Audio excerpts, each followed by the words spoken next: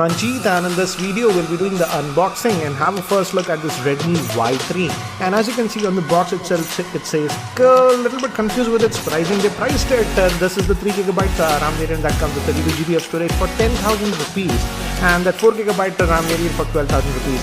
And I'm very confused with the pricing because I frankly feel it's slightly overpriced, because we already get the Redmi Note 7 for 10,000 rupees that has much better specs than this one. This comes with the Snapdragon 632 SoC.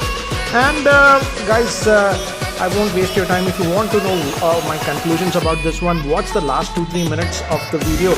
I'll give you a good idea what do I feel about this device compared to some of the other smartphones available in the market. So you get some pamphlets over here, user guide and all that stuff.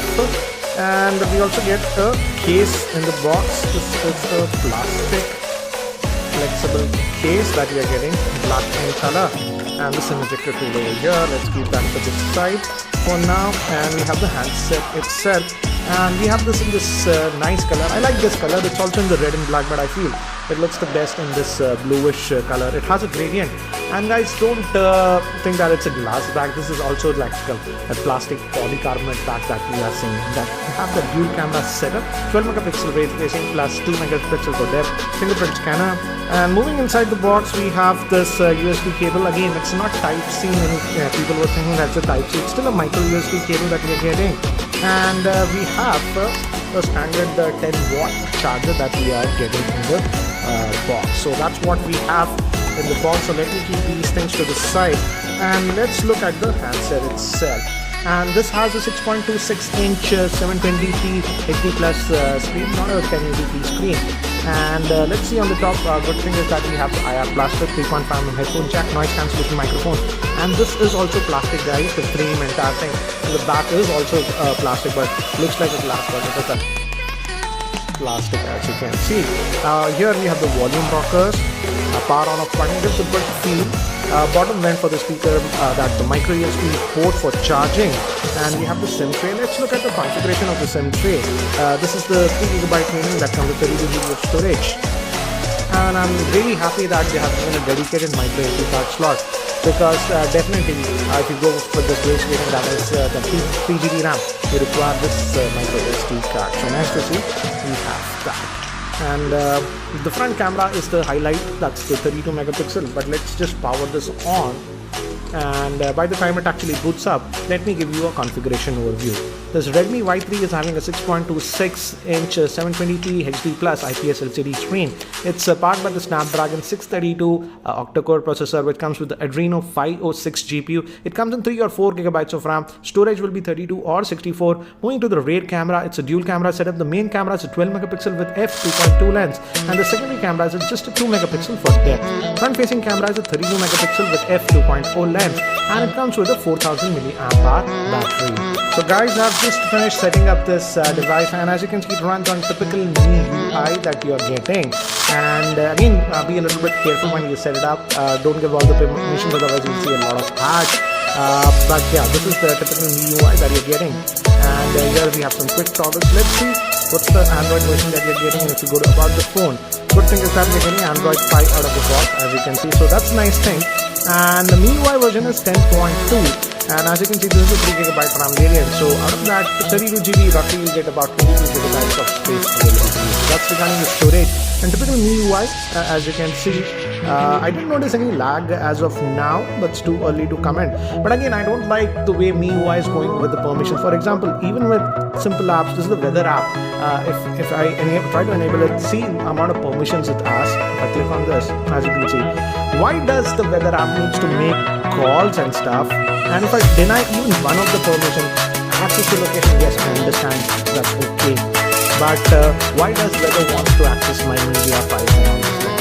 So again, I don't understand all these things. And again, you didn't give that call permission, so it simply did not work. So you have to give all permissions, even enable the basic of the app. So this is something that I'm not liking about MIUI. Even for many of the apps, it asks me so many permissions. So that's one thing that I have noticed on the, the new Redmi phone. This is not the case with only the Y3, but even the Redmi Note 7 simple. So I don't like the amount of permissions it asks even for simple app.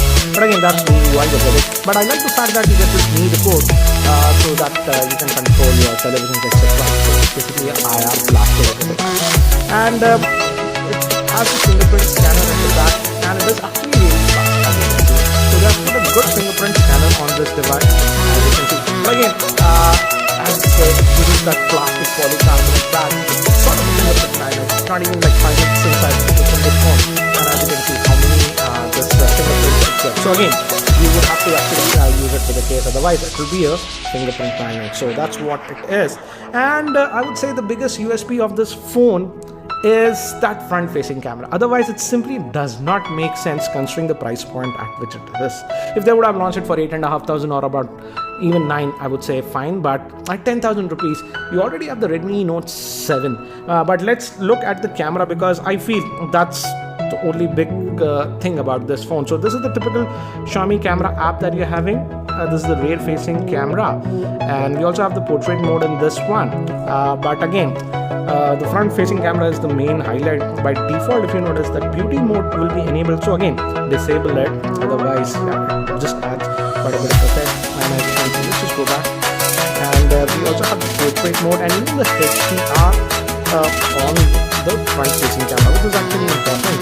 If I go to the portrait mode, as you can see, disabled, and as you can see, it's doing that background mode. So let me do one thing, guys. Let me actually take some sample shots with this one, so that you have a better idea regarding the camera performance.